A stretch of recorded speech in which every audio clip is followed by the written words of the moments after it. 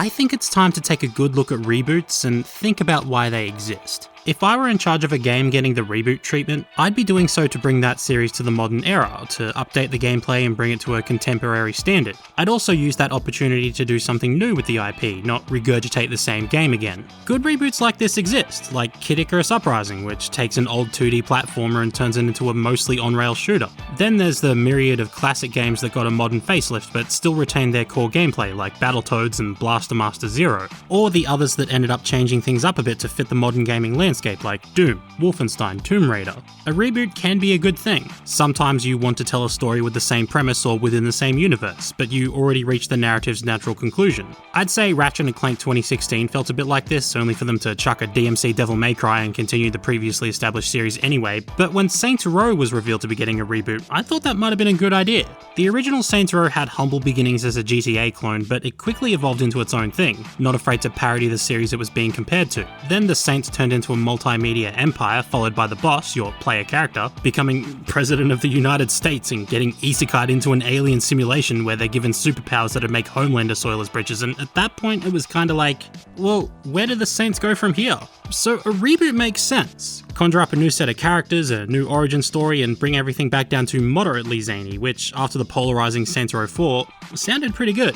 So why did they just remake Saints Row but worse? While I don't think it's on the same level as other similarly dunked on games of the past few years like Balan Wonderworld or Babylon's Fall, Saints Row is still a tough sell. An open world devoid of life, a story that spins its wheels for far too long, writing that's way more missed than hit, and some of the most basic and unimaginative mission design in recent memory, not to mention the myriad of bugs sprinkled all over the place like your mum sprinkling too many hundreds and thousands when making fairy bread for your 5th birthday. It's really hard to recommend Saints Row over any other game in the series. It's the same as the old games, but with barely an imaginative bone in its body. And that's why, more than anything, I don't hate Saints Row, I'm just really disappointed. I think one area the game gets a lot of unnecessary hate is the story, which centers around your created character and your 3 roommates trying to make rent and pay off student loans. The natural response to this common everyday dilemma is to start their own criminal empire, as we all would, of course. And it at least does start off kind of interesting. You start out working with a private militia who want to thin out gang violence in the city, while 2 of your roommates, Kevin and Nina, are a part of said gangs, albeit opposing ones. That's a neat angle, and I kinda wish they'd stuck with it for longer, because it's not even a few missions later where everyone's fired or disowned and left on the curb.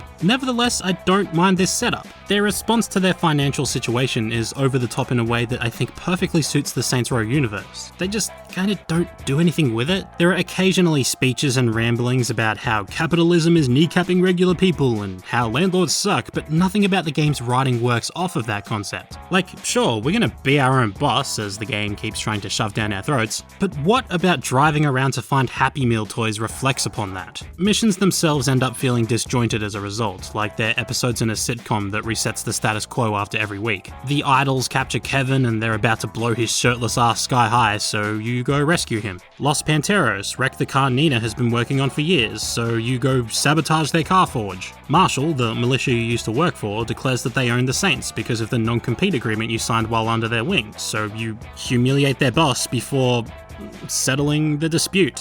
None of these missions have any rippling effect on the story, and are in the same level of inconsequentiality as the missions where you do truly pointless things, like the Mad Max cross high fantasy LARP that spans over multiple main and side missions. It's like the writers had no story to tell, so they fattened up the main plotline with pointless detours that mostly have no bearing on the final act. Weird that I've played 2 games this year that have aimless narratives and drawn-out LARP sections, what the heck? At least if the missions were at all interesting, this wouldn't be so much of an issue, but most of the game is just kind of boring. 90% of it is driving to different places and shooting people. Like, okay, sure, you could say that about any open world shooter, if you were dumb as fuck. Like, I think a lot of people forget about how good Grand Theft Auto 5 is nowadays. There's a lot of just shooting dudes in that, sure, but you were also stealing submarines, doing yoga, destroying houses, carrying out full-on heists. Even though the actual gameplay is just kinda, how you going? It's the spectacle, the variety that pull me through that campaign. Saints Row, meanwhile, finds every excuse it can to turn every mission into a simple shootout. And it's aware of this. They constantly say they couldn't be fucked forming actual plans and just go, oh, I was just thinking of shooting everyone.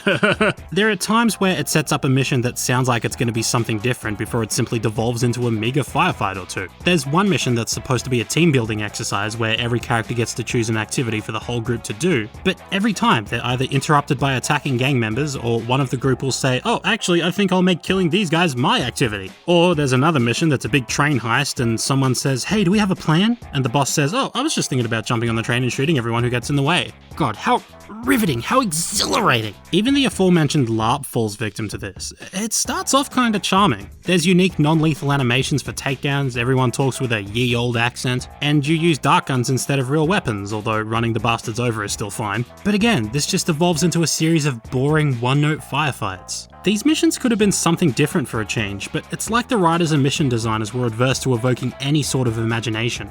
Occasionally you'll also do an on-rail shooting section, or maybe glide around in your wingsuit. Other times you'll get to tow stuff behind you as you make some sort of getaway, the latter of which is actually super fun sometimes, but I could count on maybe one hand how many other truly unique scenarios there are. This extends to the side activities too. There's a lot to do, so if you're the kind of person who loves doing literally the exact same thing over and over again for dozens of hours, then you're in luck, son. Within each of the 15 districts, you have a metric arse ton of somewhat optional missions, from the more disposable side hustles and discoveries to the more important business ventures, which become a requirement to progress. At some point in the story, you're able to build businesses throughout the city, and each one comes with its own questline, in huge quotation marks. Near the end of the story, you'll be required to fully complete 2 of these business ventures, and after the credits roll, you'll need to beat 5 of them to build the Saints Tower. So they gotta be pretty decent if the game's forcing you to complete some of them, right? Oh, absolutely. They put their whole Saint Zussi into these. Like the toxic waste disposal venture, where you find a truck loaded with barrels of nuclear waste and drive it back to the disposal facility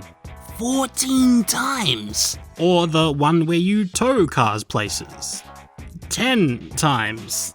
Maybe, I can't remember and I'm too lazy to find the footage, but my point is, no, they in fact did not put their whole Saint Susie into this. Road-blocking story progression is annoying enough, but doing so by forcing you to essentially complete the same mission around 10 times is a total failure of game design. The approach to side missions should be being allowed to do them at your own pace, and sampling a bit of everything, not grinding away at the same questline because of arbitrary progression requirements. Though in fairness, some of them aren't very long. I ended up finishing the LARP and Alpha Test ventures as they were only 3 or 4 missions long each, and the latter does give you a pretty cool weapon that attaches to enemies and vehicles and sends them flying. My god, the game needed more stuff like this, because for a fleeting moment I was having honest to goodness fun, but that doesn't change the fact that this is a very shitty way to pad out the game. And on top of that, you can also eliminate threats in each district to increase payouts from your businesses, but this is just more monotony piled on top of already existing monotony. Shoot a few dudes, destroy a vehicle, maybe take out some drones. It's all busy work with no purpose. In that sense, it reminds me of Watch Dogs, another game with a lot of side content that was basically redoing the same basic mission over and over again until you saw your completion rate rise up. But there's a key difference between Watch Dogs and Saints Row. The former, I would argue, actually has pretty solid gunplay. Saints Row, oh, it's bad. No string of words I could form would be able to accurately portray how putrid the shooting controls are, at least with a controller. So the game has aim acceleration, which, if you don't know, is a thing where when you push the right stick to turn the camera or move the crosshair, there's a short moment where the rotation speed starts out a bit slower before reaching max speed the longer you hold that direction down. When you let go, this obviously resets, except in Saints Row where it does not. Instead, it's more like it forgets that you've stopped moving the right stick, so when you go to move it again, it stays at that max speed, and may do so for a few more movements of the right stick until it finally resets. What this results in is a wildly unpredictable and unusable aiming system, where the only way you're going to hit your target is if you go into settings and turn auto aim up to full, where pressing the left trigger automatically locks onto the enemy if they're in the crosshair's general vicinity. Not like that helps during on-rails chase segments where the sensitivity is set to like a bajillion for no good fucking reason. Combat itself is almost exactly the same as the older games at its core, and it's fine, I guess. Like, you shoot at some slightly spongy enemies who take headshots like wake-up slaps, you dodge with B, there's a mechanic where you regain a chunk of your health by performing takedowns on enemies like Doom with Millennials. You can hold the right bumper to perform abilities that run on a cooldown, like leeching health by doing damage, tossing grenades, summoning fellow saints. It's overall just fine. It's not particularly creative, and those abilities either are super basic or don't even work half the time, but whatever. But between this basic combat loop and a lack of variety in enemies, it gets kinda tiresome pretty quickly, and it's certainly not interesting enough to carry you through all those side activities. At least those inexcusably bad aiming controls could be fixed in a patch, I guess, but even if a patch suddenly gives Saints Row the greatest shooting controls of all time, that doesn't suddenly make combat interesting. God knows how I've gone this long without mentioning the very questionable state the game launched in though. Something Bethesda games, something Fallout 76, sure, okay, but gosh dang this game's broken. I'm not sure how else to tackle this, so I'm just gonna read off a bunch of stuff that I encountered through my playthrough. During one of the Atch's side hustles, enemies got stuck outside of the mission's safe zone, so I had to spray and pray from afar. If I had run out of ammo, I might have had a minor gaming moment. In one of the main missions, however, the same thing happened, except instead of the enemies being just across the street, they spawned on the highway above me, and there was no way to reach it within the mission safe zone. So I had to use rockets and hope that not only did they make contact, but actually killed them, seeing as for some reason enemies can just tank rockets in this game. My rockets of course weren't enough, but then one of the enemies died randomly anyway and the mission continued as normal. Sure. Trying to eliminate threats to increase my business's payout, I was tasked with destroying a police van. My first attempt, no matter what I did to the van, its health meter wouldn't budge, like the thing was made out of 20-year-old Nokias. During my next session, I tried to blow up the same van, and it went fine. At one point, I tried to commandeer a Marshall chopper, but for some reason the view kept zooming in where all I could see was a close-up of a bunch of wall textures. Exiting and entering the chopper again did not fix this. In fact, this happened multiple times throughout my playthrough. I'd hop into a car and the camera would get stuck zoomed in as if I was aiming my gun. Sometimes hopping out and back in would fix this, other times not. During an early mission, my character started reloading infinitely. Whether this was a glitch or a half-brained attempt to get an infinite clip, I'm not too sure. At one point you get hover bikes. Sounds cool. Except they handle like ass and aiming their stupid gun feels like threading a needle sometimes, let alone the fact that they just stop randomly. Once I tried to initiate a takedown, but my character just did an A pose and cancelled out of it, a failed attempt at asserting dominance. During the prison break mission, the game plays Get Free by the Vines, an absolute banger, but then the game said, oh wait, you're actually enjoying something in this game? Lamau, no. And the music just cuts out.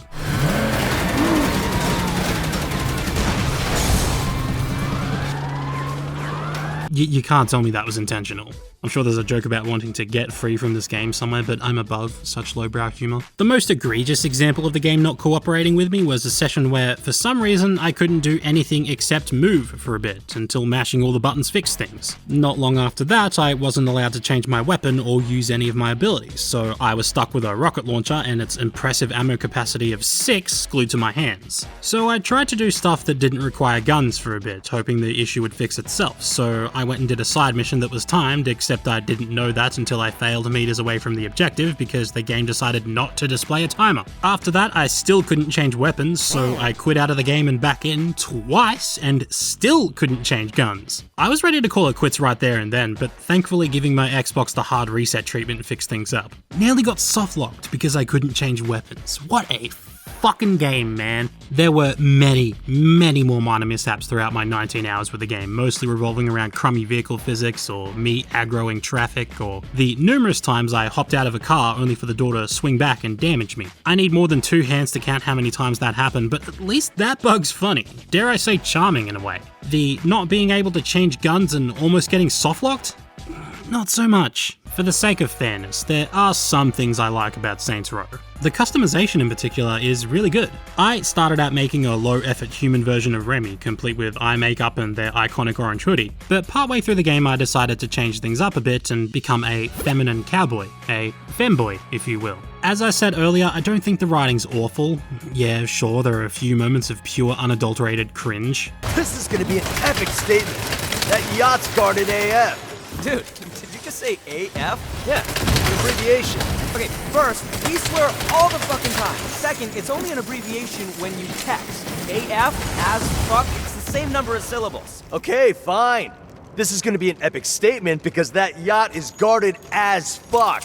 And every last one of them is gonna learn what happens when you try to blow up a saint. Hells yeah! But it's not forspoken trailer levels of cringe at least. And there are plenty of accessibility options too, alongside difficulty sliders that affect things like damage dealt and received to how much ammo you find lying around, etc, etc. This is always good to see, but there's not much else to love. Santo Ileso is an open world that feels empty, devoid of the random events you'd find in other open world games. Many missions lack music at what feels like pivotal moments, which makes them feel kind of eerie. Car handling is unimpressive, as is the sense of speed, where the game's slowest trucks and hatchbacks feel like they're within the same league as the high-end exotics. Graphically, this game looks like a game made for 2014, released 8 years later after a publisher dispute, and despite this, it only sometimes runs at 60 FPS on my Xbox Series S. And the story spends too long trying to get going, only to end on a dud twist and an underwhelming showdown. All of this made me think, for a fleeting second, was Saints Row ever good? Were those fond memories of the second and third games blinded by nostalgia? So I fired up Saints Row the Third for the heck of it, and I feel dumb for even thinking that, because I had more fun in the 45 minutes I played that than I did with almost anything in the reboot. Within those 45 minutes I robbed a bank, shot the front window of a plane and dove through it, free fell through the sky while dodging falling cars and shooting dudes in suits, raided an armory for guns, took out guards with drone strikes, and listened to the Dillinger Escape Plan. In less than an hour, I'd not only enjoyed myself more than I have with the reboot, but I laughed way more too. Johnny Gat saying we traded our dicks in for pussies with his whole chest is funnier than anything the reboot tried to do. Hell, the deluxe edition of the reboot comes with the remastered version of Saints Row the Third.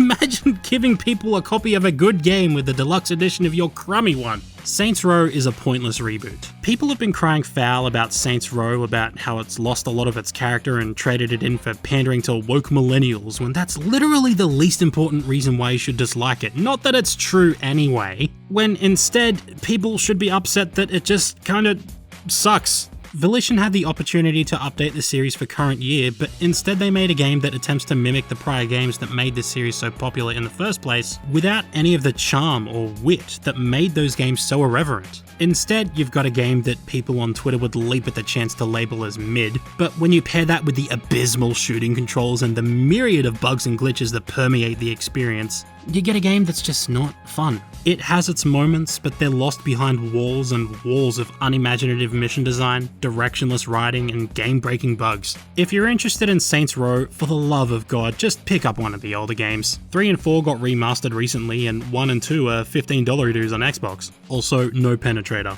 Worst game of the year.